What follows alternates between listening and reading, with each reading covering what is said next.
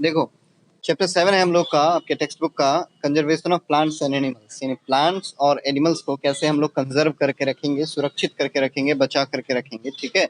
So that कि हमारा nature जो है वो बचा रहे, ठीक है। सो दैट हमारा नेचर जो है वो खराब ना हो। हमारा नेचर यानी हमारा आसपास का वातावरण, हमारा एनवायरनमेंट, हमारा बायोस्फीयर जिसमें हम लोग रहते हैं, जिससे हम लोग को जीवन प्राप्त होता है, जिससे हम लोग खाते पीते हैं, ठीक है, वो खराब ना हो, उसको नुकसान ना पहुंचे, उसको कंजर्व करने के लिए, संरक्षित करने के लिए what are the steps that we need to take. So those we are going to talk about those steps that we need to take in this chapter, particular chapter. Okay, so without delaying any further, let's just start the topic. The first thing that you need to understand in this chapter is the deforestation. Okay, यानी क्या करना, deforest हो जाना। Deforest हो जाना किसी particular reason का, किसी पार्टिकुलर क्षेत्र का, यानी वन का खत्म हो जाना, जंगलों का खत्म हो जाना, पेड़ों का काटा जाना, ये क्या होता है। So the cleaning of forest, okay, जो जंगल होते हैं उनको साफ कर देना, उनको खत्म कर देना, और जो जंगल का जमीन है उस जमीन का यूज करना किस चीज के लिए, ठीक है, अलग अलग पर्पसेज के लिए, खेती के लिए, फैक्ट्रियां लगाने के लिए, इस तरह के दूसरे पर्पसेज के लिए, ठीक है। इस चीज को हम लोग कहते हैं deforestation. Now the causes of deforestation बहुत सारे हैं, ठीक है। First thing, procuring land for cultivation, यानी खेती के लिए, कल्टीवेट करने के लिए, फसल उपजाने के लिए लंबे समय से, हजारों सालों से लोग क्या करते रहे, जंगलों को नुकसान पहुंचाते रहे, जंगलों को खत्म करते आ रहे हैं, काटते जा रहे हैं, ठीक है। Now the next thing is the building houses and factories, घर बनाना, फैक्ट्रियां बनाना, ठीक है। इसके लिए भी लोग, घर बनाने के लिए भी पेड़ों को काट देते हैं, फैक्ट्रियां बनाने के लिए भी पेड़ पौधों को काटते जा रहे हैं, ठीक है।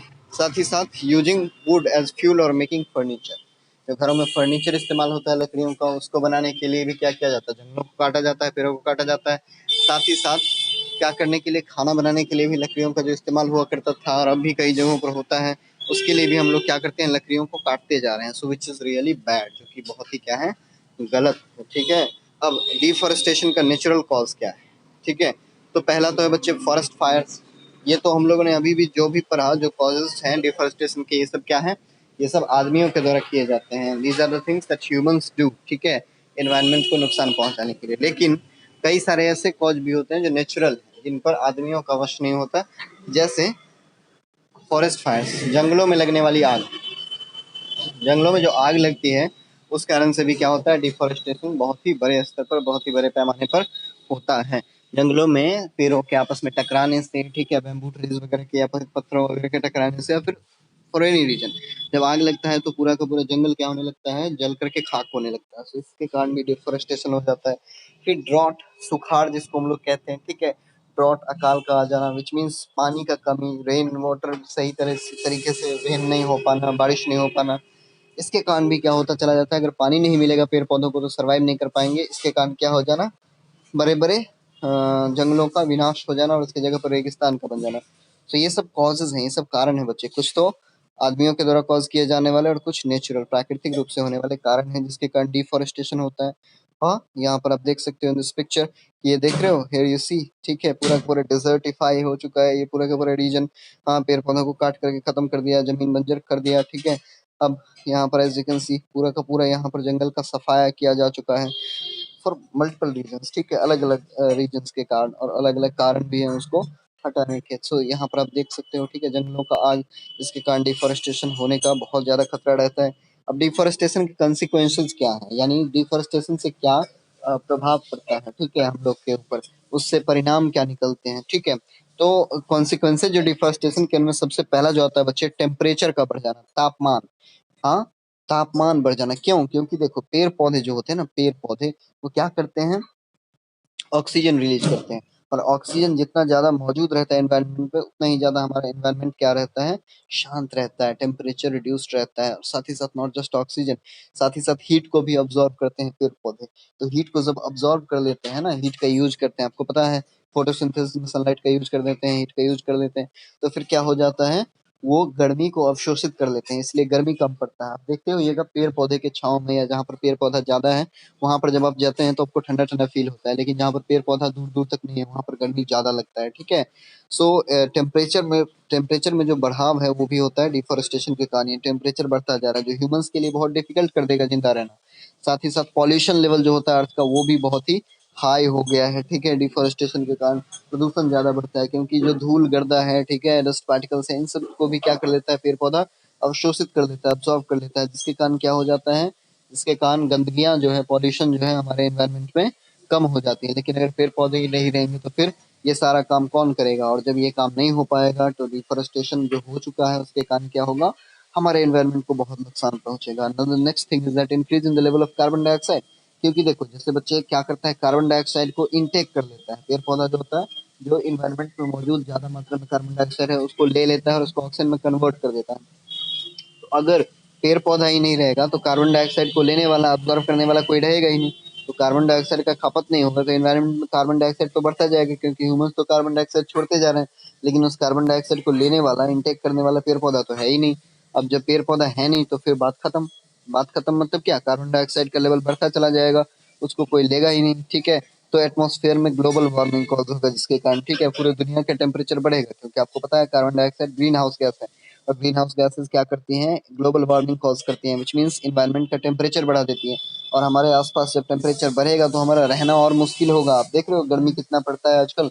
हाँ, लेकिन ऐसा पहले नहीं था, इतना ज्यादा गर्मी आज से 10 साल, 15 साल, 20 साल, 25 साल पहले नहीं पड़ता था जितना अभी पड़ता है। और ये किस कारण हो रहा है, बिकॉज ऑफ डिफॉरेस्टेशन बढ़ गया है, आजकल पेड़ पौधे काटे जा रहे हैं, पॉल्यूशन बढ़ गया, पॉल्यूशन बढ़ने के साथ साथ टेम्परेचर बढ़ रहा है, ग्लोबल वार्मिंग हो रहा है, कार्बन डाइऑक्साइड का मात्रा खास करके शहरों में बहुत ज्यादा हो रहा है इन्वायरमेंट में। जिस कारण क्या होता है, कार्बन डाइऑक्साइड बढ़ने के कारण क्या होता है, लोगों को ब्रीदिंग प्रॉब्लम्स होता है, अस्थमेटिक प्रॉब्लम्स होता है, ठीक है। और साथ ही साथ एनवायरनमेंट का टेम्परेचर बढ़ने के कारण लोगों का सर्वाइवल पर भी खतरा हो गया है। साथ ही साथ ग्राउंड वाटर लेवल जो है वो भी धीरे धीरे क्या हो गया, बहुत कम हो गया। जमीन का जो पानी का स्तर होता है, आपको पता है पेड़ पौधे जो होते हैं उसके जो रूट्स होते हैं ना बच्चे, रूट्स ऑफ द प्लांट्स, ठीक है, वो क्या करते हैं, जमीन के नीचे से जो पानी है उसको अब्सॉर्ब करते हैं, ठीक है। और अब्सॉर्ब करके पानी को क्या करते हैं, फोटोसिंथेसिस का प्रोसेस करते हैं। और साथ ही साथ जो पानी आता है, ठीक है, जब पानी आता है तो पानी को रिचार्ज करने के लिए, विच मीन्स पानी से ग्राउंड को रिचार्ज करने में एक बहुत बड़ा रोल होता है पेड़ पौधों का, ठीक है। लेकिन जब क्या होगा, पेड़ पौधे ही नहीं रहेंगे तो पानी के स्टोरेज, पानी का जो स्टोरेज होता है ग्राउंड के नीचे, उसका चेन पूरी तरह से डगमगा जाएगा, उसका चेन पूरी तरह से टूट जाएगा। तो पानी का स्टोरेज, ग्राउंड वाटर लेवल बहुत ही कम हो जाएगा, क्योंकि पता है आपको पेड़ पौधे पानी को क्या करते हैं, खींचते हैं अपनी तरफ, उसके जो रूट्स होते हैं, तो जिस कारण पानी का लेवल ऊपर रहता है। लेकिन जैसे ही पेड़ पौधे काट दोगे आप किसी जगह पर, तो वहां पर ग्राउंड वाटर लेवल बहुत नीचे हो जाएगा और पानी पाना वहां पर बहुत मुश्किल हो जाएगा, ठीक है। और साथ ही साथ नेचर का बैलेंस गड़बड़ा जाता है पेड़ पौधे के काटने से। आप देख रहे हैं ना, ये सारी चीजें तो वही हो रही हैं, कार्बन डाइऑक्साइड बढ़ जाना, टेम्परेचर बढ़ जाना, साथ ही साथ पॉल्यूशन बढ़ जाना, और साथ ही साथ ग्राउंड वाटर लेवल का घट जाना, ये सब क्या है, नेचर का बैलेंस ही तो बिगाड़ा जा रहा है। तो पेड़ पौधे के काटने से बहुत नुकसान है। रेनफॉल जो होता है वो घटता चला जाता है, जितना पेड़ पौधा काटोगे, जिस रीजन में पेड़ पौधा जितना कम होगा ना, वहाँ पर बारिश उतना कम होगा, ठीक है। जहाँ पर पेड़ पौधा, जंगल वंगल ज्यादा रहता है वहाँ पर बारिश ज्यादा होता है।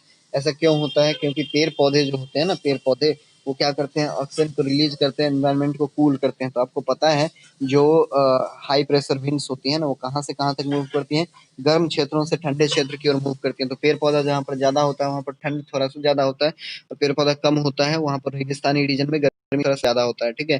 तो गर्म क्षेत्रों से ठंडे क्षेत्र की ओर क्या करता है, मूव करता है, ठीक है, नॉर्मली। इसलिए राजस्थान में आप देखते हो बारिश एकदम बिल्कुल बहुत ही कम होता है, बहुत कम, कभी कभार।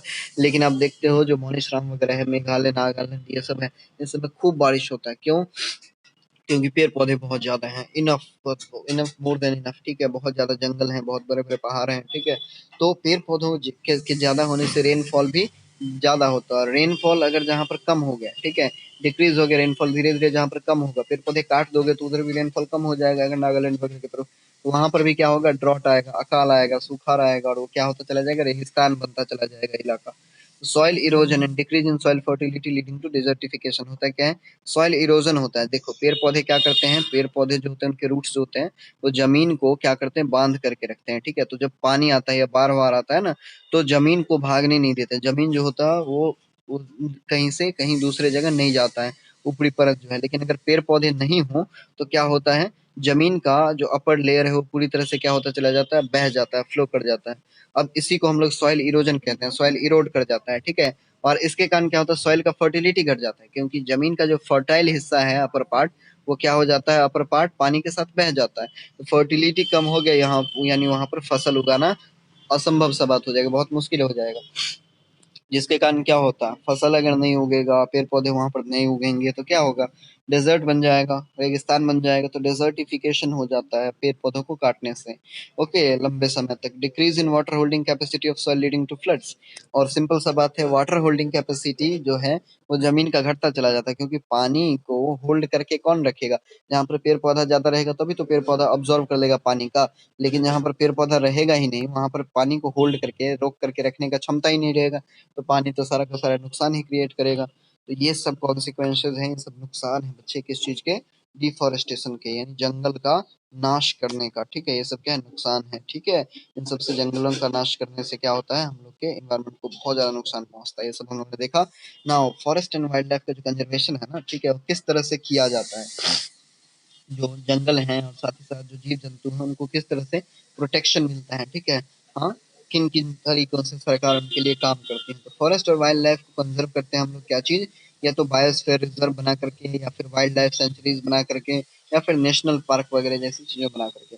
इन तीनों के बारे में जानेंगे हम लोग बच्चे कि बायोस्फीयर रिजर्व क्या होता है, वाइल्ड लाइफ सेंचुरीज क्या होती हैं, और नेशनल पार्क क्या होती है। देखो, बायोस्फीयर रिजर्व क्या होता है? ये लार्ज एरिया होता है प्रोटेक्टेड लैंड का फॉर कंजर्वेशन ऑफ बायोडाइवर्सिटी। बहुत बड़ा क्षेत्र होता है जिसमें बायोडाइवर्सिटी को कंजर्व करके, प्रोटेक्टेड लैंड होता है यानी उसमें कोई भी नहीं घुस सकता, ठीक है, ऐसे कोई नहीं घुस सकता, उसके लिए परमिशन चाहिए होता है। तो बहुत बड़ा एरिया होता है प्रोटेक्टेड लैंड, जो कि सरकार के द्वारा क्या किया जाता है, रन किया जाता है, जहाँ पर क्या किया जाए? बायोडाइवर्सिटी को कंजर्व करके रखा जाए, ठीक है। विच मीन्स फ्लोरा और फौना को, विच मीन्स प्लांट्स और एनिमल्स को, ठीक है। और ट्रेडिशनल लाइफ जो है ट्राइबल्स, ठीक है, जो ट्राइबल्स हैं, जो आदि मानव हैं, ठीक है, आदि मानव नहीं, आप एक तरह से आदिवासी कह सकते हैं, जंगलों में रहने वाले लोग, जंगलों में रहने वाले जीव जंतु, इन सबको प्रोटेक्शन देना, उन सबको ट्रेडिशनल लाइफ में इंटरफेयर नहीं करने के लिए क्या बनाया जाता है? Biosphere reserve. इसमें किसी भी आदमी का बिना परमिशन जाना मना है, और इसमें कोई भी गैर कानूनी एक्टिविटी करने पर जेल हो सकता है, सजा हो सकता है, ठीक है। अब उसके बाद बात बारी आता है नेशनल पार्क्स का बच्चे। नेशनल पार्क्स ऐसे एरियाज होते हैं ना, जहाँ पर रिजर्व किए जाते हैं, जो एरिया रिजर्व किए जाते हैं, फिक्स किया जाता है वाइल्ड लाइफ के लिए, ठीक है। Where they can freely use the habitats and natural resources, जहाँ पर नेचुरल रिसोर्सेज को और हैबिटेट्स को अपने रहन सहन के लिए और अपने खान पान के लिए पूरे इलाके को बहुत ही आसानी से इस्तेमाल कर सकते हैं। यानी जो क्या होते हैं बच्चे? जंतु होते हैं, ठीक है, एनिमल्स वगैरह होते हैं, जो शेर, बाघ, चीता, ये सब होता है, उन सब के लिए, ठीक है। तो these are the national parks, okay, जो गवर्नमेंट के द्वारा रन किया जाता है। अब बारी आता है वाइल्ड लाइफ सेंचुरी।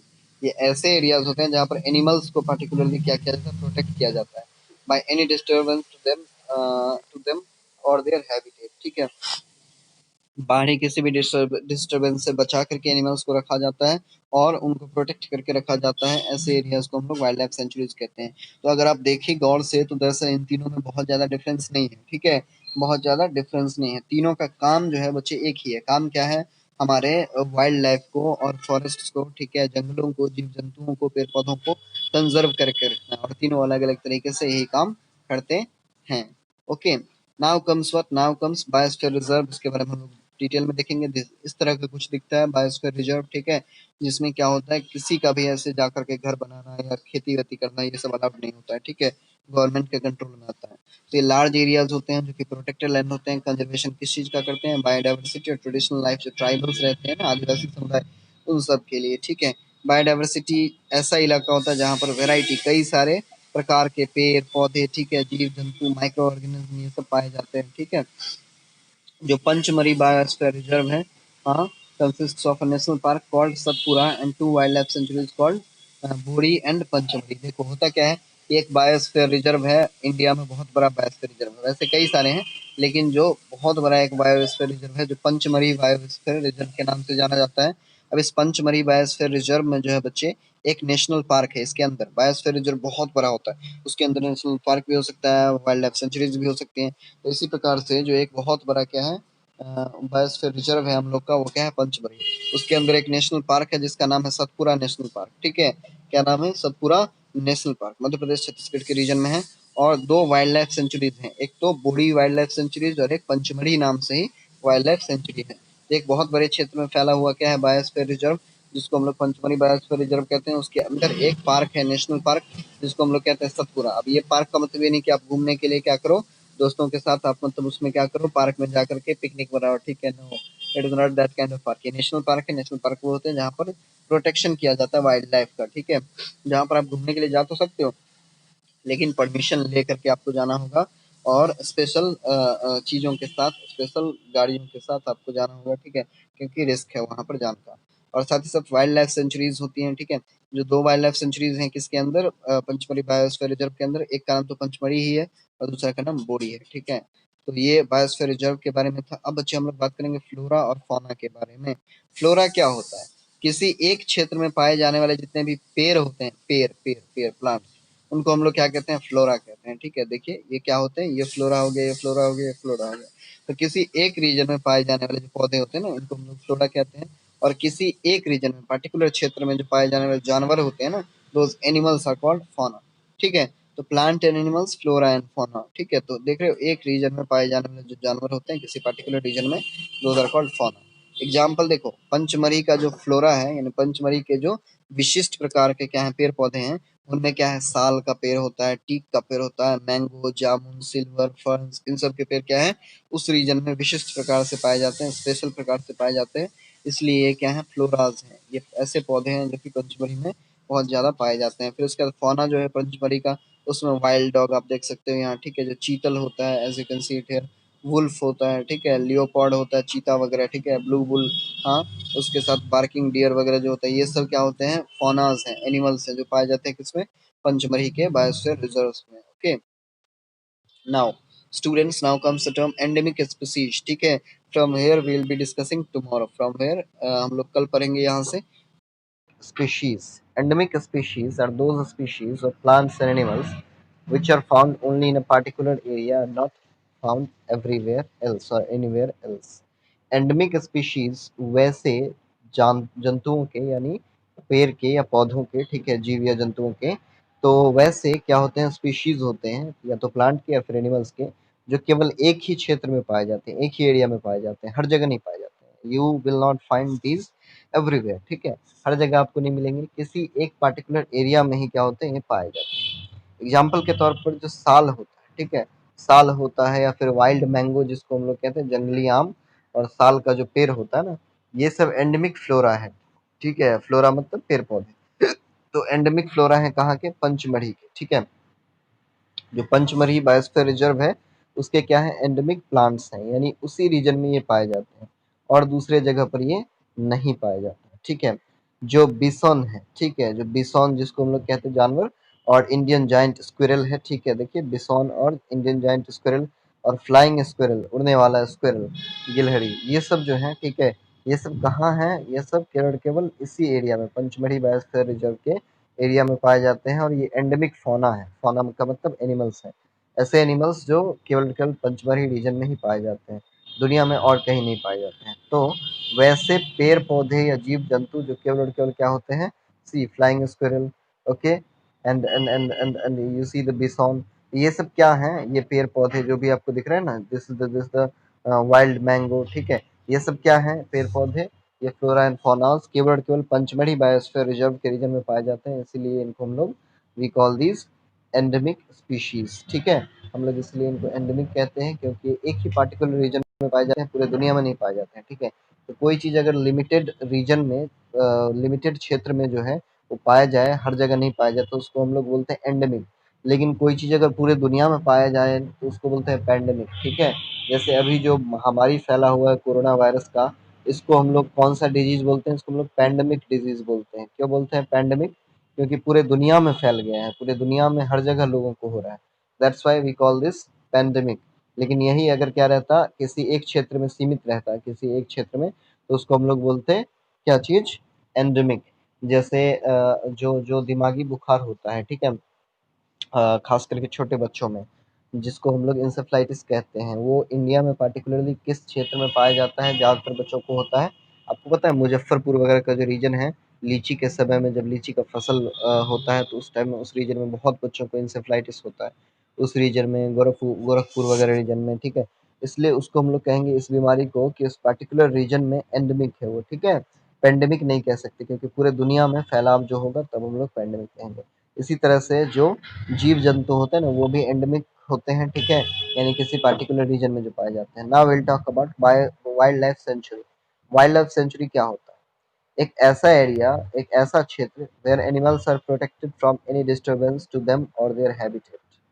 तो एक ऐसा क्षेत्र, एक ऐसा एरिया जहाँ पर जानवरों को प्रोटेक्ट करके रखा जाता है ताकि उन्हें कोई डिस्टरबेंस ना हो, ठीक है? ताकि उन्हें कोई डिस्टरबेंस ना हो और या फिर उनके हैबिटेट को यानी उनके आसपास के जगहों को, उनके वातावरण को, वातावरण से उनको कोई नुकसान ना हो और साथ ही साथ उनके रहने की जगह को नुकसान ना पहुंचे। तो वाइल्ड लाइफ सेंचुरीज क्या होती हैं? ऐसा जगह, ऐसा एरिया जहाँ पर जानवरों को और जंतुओं को क्या किया जाता है? प्रोटेक्ट करके जीवों को रखा जाता है, यानी सुरक्षित करके।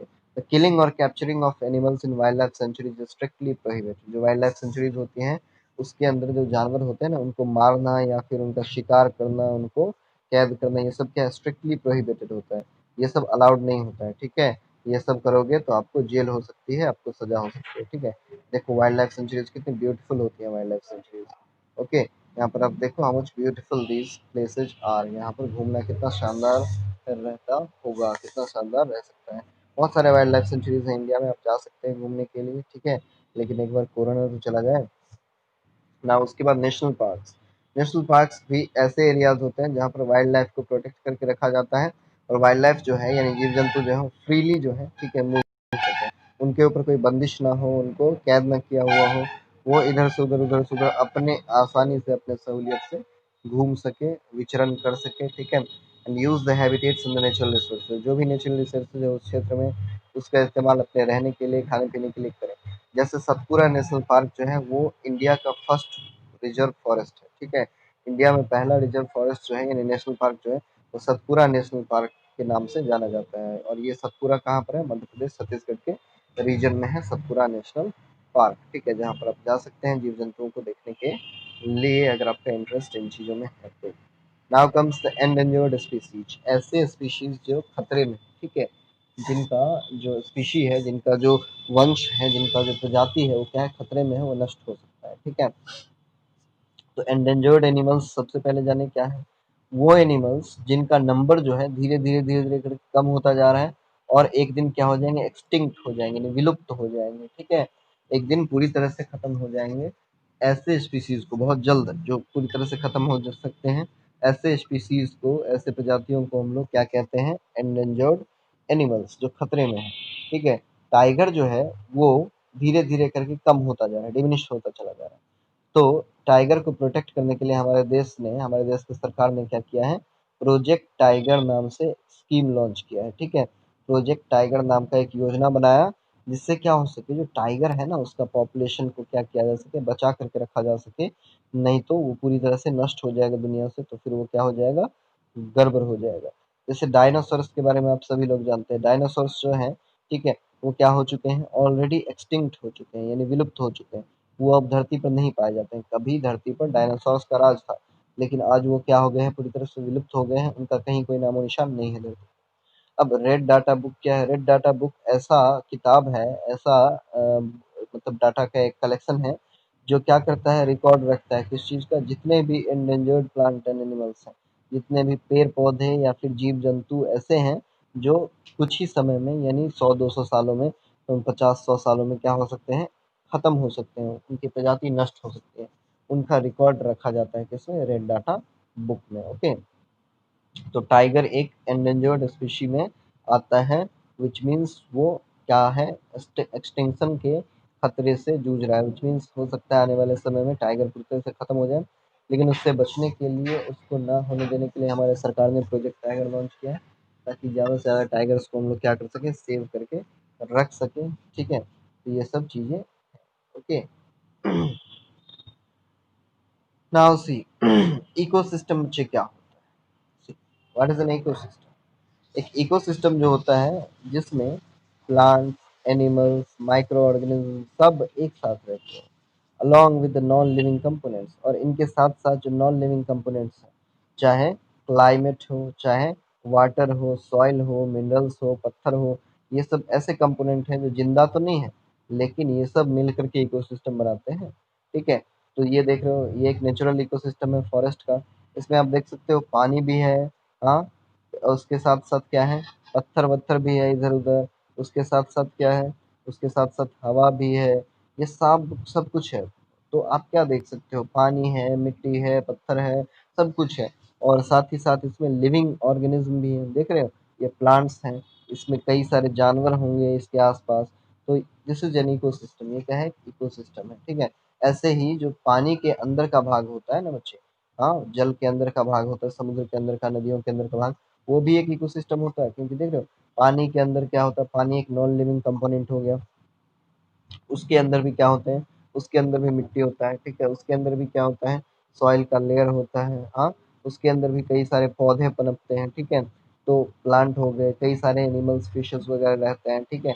तो उसके अंदर एनिमल्स भी हो गए, लिविंग कंपोनेंट भी हो गए, तो ये भी एक इकोसिस्टम है।